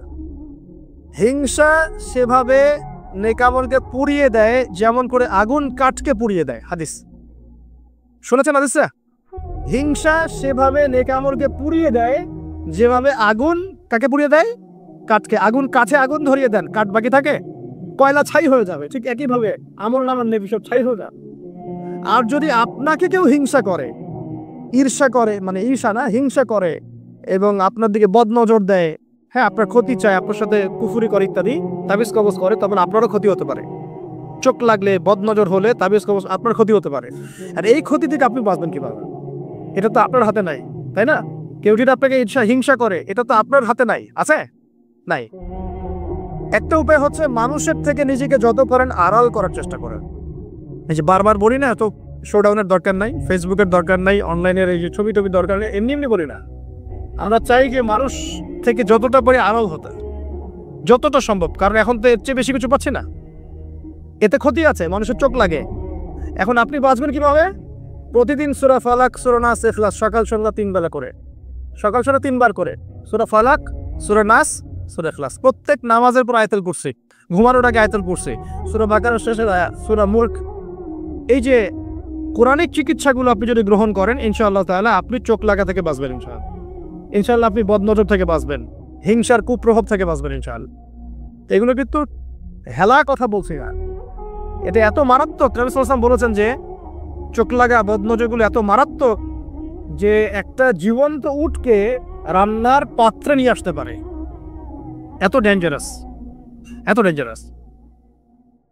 তো হিংসা করবেনও না, হিংসার শিকারও যেন না হন। এই জন্য সূরা ফালাককে বেশি বেশি তিলাওয়াত করবেন। কুল আউযু বিরাব্বিল ফালাক মিন শাররি মা খালাক ওয়া মিন শাররি গাসিকিন ইযা ওয়াকাব ওয়া মিন শাররিন নাফাযাতি ফিল উকাদ ওয়া মিন শাররি হাসিদিন ইযা হাসাদ। আমি হিংসুকের হিংসা থেকে আল্লাহ তোমার আশ্রয় চাচ্ছি যখন সে হিংসা করে। পারবেন ইনশাআল্লাহ?